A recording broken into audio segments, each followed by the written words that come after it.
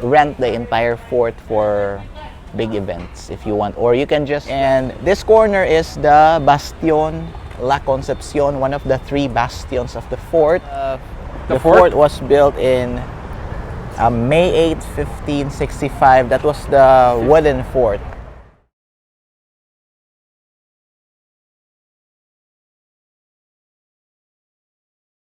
Make a wish. God, get me out of this one now. See if that one comes true.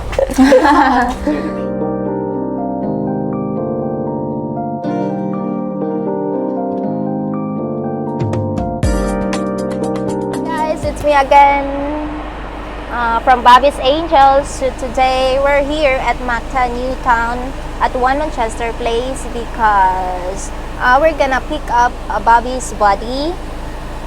GJ, what's up? Hello, brother.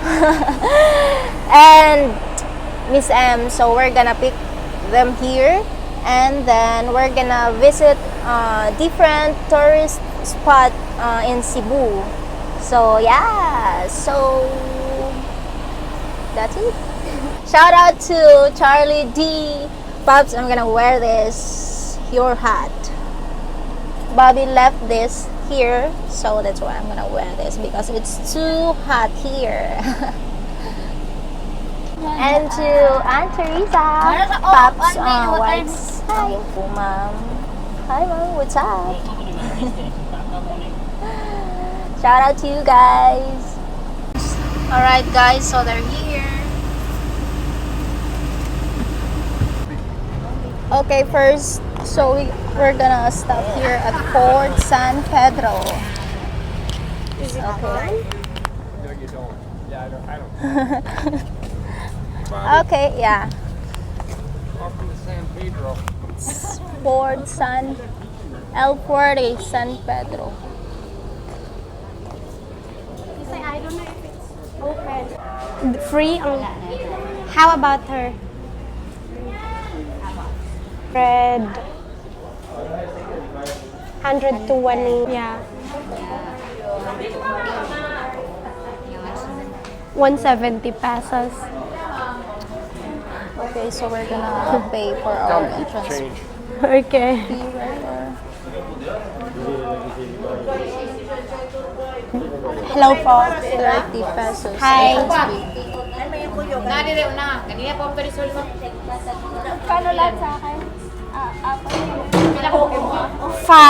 Apat, and then isang 20. Dalawang senior, isang adult, isang bata. May bukod bang bangas? This way to the first featured site. Thank you. So the oldest well is found in that corner. Hello there. Oh, sorry. So you can see the oldest well in that West from corner, built Sinura. in 1570s. So you can check the well and then also toss the coin and make a wish. 1570.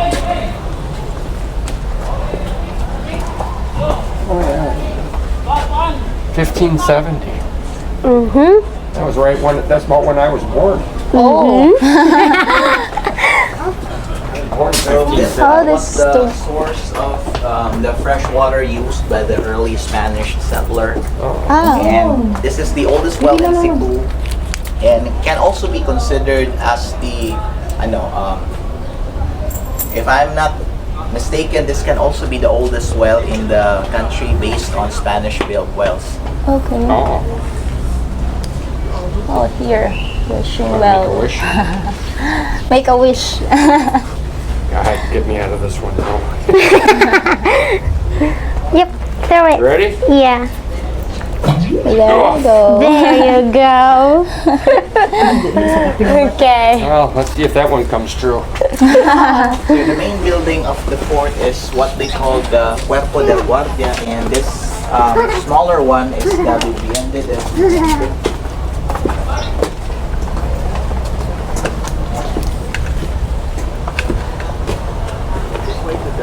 Vivienda del Teniente, which is now functioning as one of the galleries of Fort San Pedro.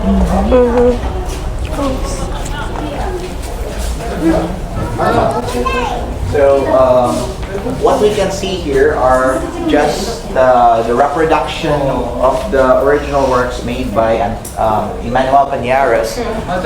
It's still significant because this will gives us a glimpse of what happened in 1521, 1565 until the 1898 event in Cebu. So especially for the 4 panels below, these are the first one, the meeting of Magellan with the King of Cebu, Raja Maon.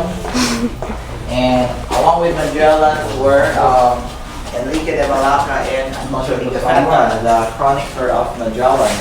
And then this is the king's depiction, Raja Humabo's depiction. He was stout, dark skin with pot belly because he was, as per them, was fond of drinking the local wine, the tuba, and also eating the sea turtle's eggs. And this is the depiction of his wife, the Queen of Cebu. If you notice, they were tattooed, including the queen, because that's part of the early traditions of the Austronesian people, which includes the Visayans. And the 2 panels are actually interrelated because this depicts the image of the Santo Niño, the queen, after presented with the Santo Niño by Ferdinand Magellan. He got so interested with the image that she asked Magellan if she can keep the image. Magellan only agreed to give the image to her if she destroys, she burns the idols that are found in this area along the shoreline, on his altar. And the queen was, she was really, he obeyed the order or the condition Magellan set to her, and that's why she received the Santo Niño as a gift. And then a few days later, this Battle of Mactan happened, wherein Ferdinand Magellan was slain and killed. There were actually 1,500 warriors present during this event, which was led by Lapu-Lapu, the chieftain of Mactan Island. He's actually one of the chieftains. There were actually 2 of them ruling the island at that time. And 44 years later, Miguel Lopez de Legazpi arrived here in Cebu. He was the one who mandated the construction of Fort San Pedro, and the groundbreaking happened May 8, 1565. And then that's pretty much it. Fort San Pedro is the oldest fort, yet also the smallest fort in the country. So we may now proceed to the viewing side of the fort's upper section to take a glimpse of the artifacts that were remnants of the Spanish period. What we're walking on right now is it's an example of a cobblestone works, but this one is made of coral stones. So this makes this pavement work unique, because in some other places, those cobblestone works were made of volcanic rocks. So technically, it's not man-made. This is man-made, or this was man-made, but the material is volcanic rocks. Okay. And this corner is the Bastion La Concepcion, one of the 3 bastions of the fort. And this side of the fort, by the way, faces the inlands, while the back side of the fort used to be the coastal side or the shoreline. So those large cannons are actually facing the coastal side, which are still present. We can actually see some of those big cannons, especially on the other side of the fort. Okay. And this is the upper story or the second floor of the Vivienda del Teniente, while that building in the center, that's what they call Cuerpo de Guardia. And the upper deck of this building used to be the observatory deck used before to monitor the coastal and the inland activities. So this particular building was their observatory deck. So what's inside? Church? No, it's a meeting hall. It's being used by different activities actually. Ah, okay. You can use it for prayer meeting, birthday, Ah, okay. So it's like a multi-function hall right now. But during the Spanish period, the building was used by the military forces or the Spanish forces before when they had their meetings. mm-hmm.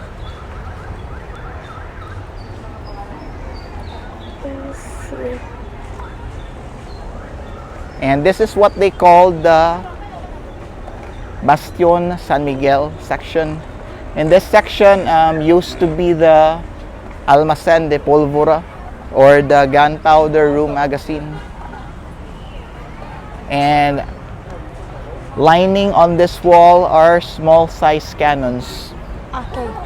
For San Pedro, every corners of the fort I guess we're on has tape. this tower that is about 9 meters in total height. We'll stay here in the shade. They took this. What happened pala? Why she needed to go down? Her class, online class. Okay. Miga, how to do this one? Okay, you just need to. My microphone is not like this. I also have my microphone.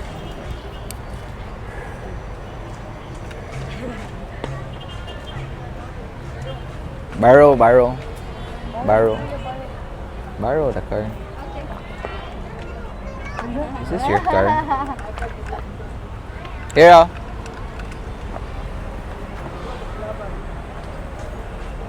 We get it, P.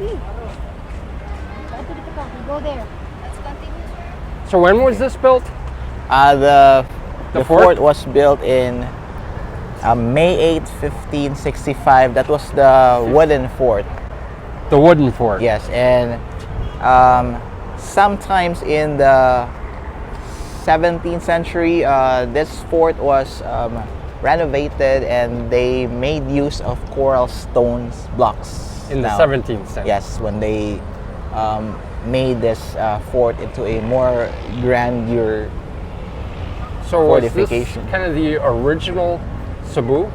Yes. It was. So So the city kind of grew around this. Yes, this is where the first Spanish settlement was formed, and the first city was also established in this particular area, first Spanish city. And was it known as Cebu originally? Yeah. Okay. So that makes Cebu very historical. Right. First tourist, island hopping tourist, one of their stops. And the plaza section is also historical because they were able to excavate important artifacts. Some of those artifacts are now displayed in the National Museum.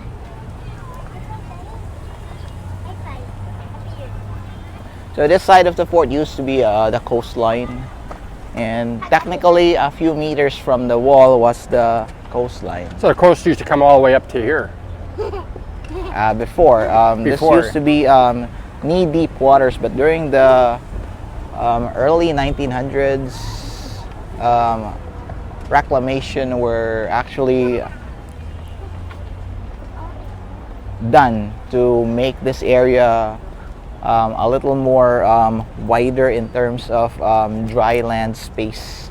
That's how they come up with buildings, the post office, some of the buildings here. Oh yeah, there's the post office. Is that still being used? Is that still the post office over there? Yes.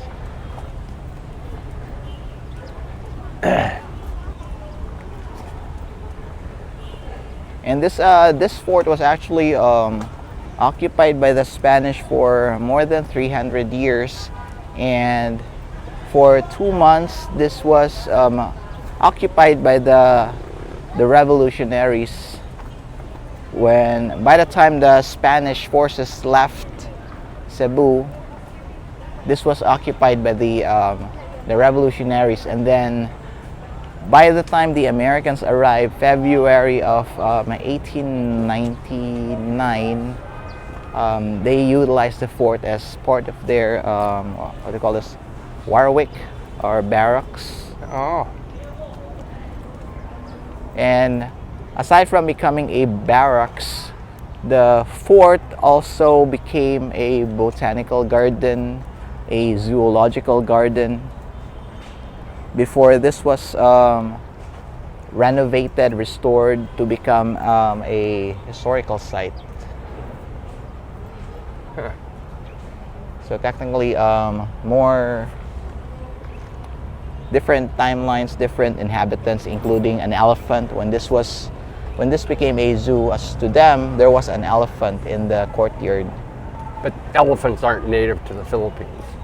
You don't have elephants here in the Philippines. During the Ice Age, there were relatives or cousins of the elephants, the elephas, Oh, the stegodons, but they were all extinct. Especially during the arrivals of the early humans, they became an easy target. So in the past, the rhinoceros, elephants were actually one of the ancient animals that roamed especially in some of the major islands. I think the only surviving animals that were present during the Ice Age that are still here in the Philippines are the deer, the boar, the pigs, and few of the what they call this, buffalo species. I think the tamaraw were already here during the Ice Age. So the courtyard section, there used to be roofed buildings here facing in that opposite direction. I think they were later on removed when when the fort was made into a botanical garden, or when it was made into a zoo. That would make the area more wider, right, in the courtyard. Because if you will look at the pictures displayed with those buildings that were added, it made the courtyard very, what do you call this, very tight, narrow. very narrow. Yeah.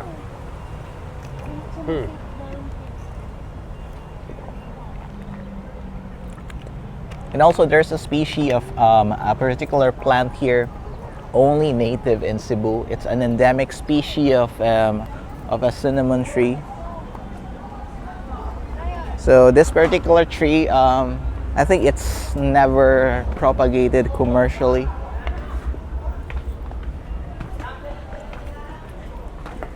And I only see this plant in person only here at Fort San Pedro.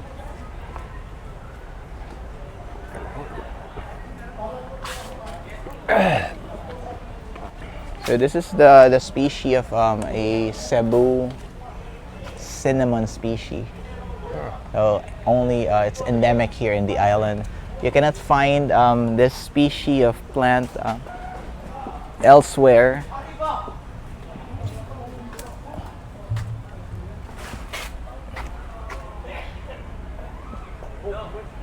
Here, smell that.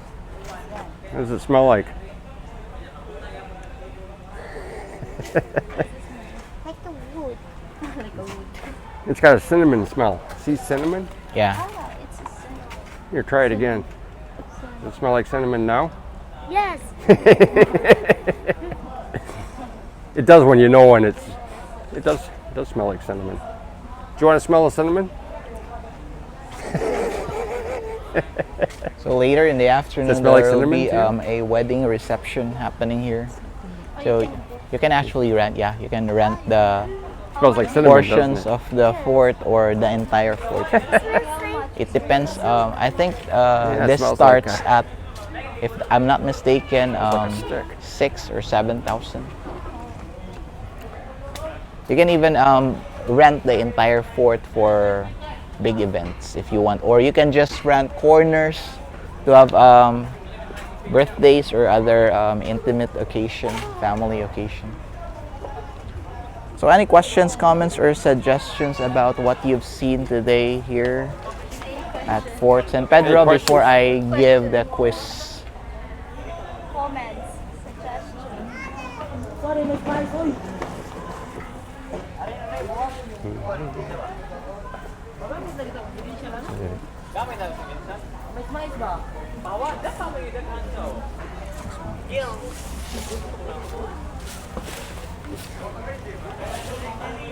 Well, this is the entire fort, like right through Yes. here. The area, it's approximately 2,025 square meters in total area. I also suggest if you have more time today, you visit the National Museum. It's the yellow building just a few meters away from here. So at least you can have an in-depth learning about Cebu as an island. Ooh. Hey, it's hot as shit out here.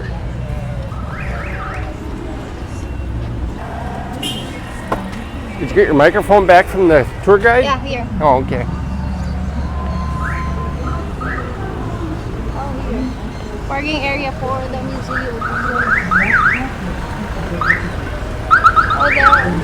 Malaki niyang Fort Sisi. Our artworks and specimens are sensitive to light. Hence, flash from your camera may potentially damage our collection. In addition, use of Bawal. selfie sticks and tripods is prohibited inside the galleries. Video is not allowed. Pwede na mo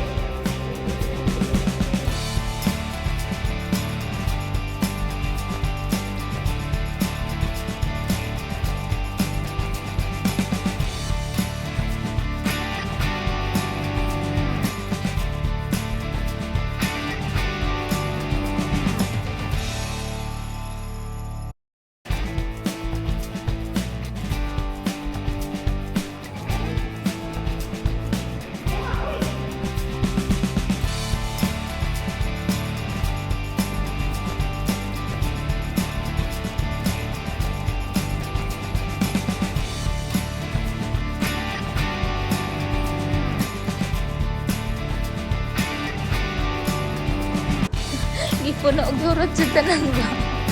Charo.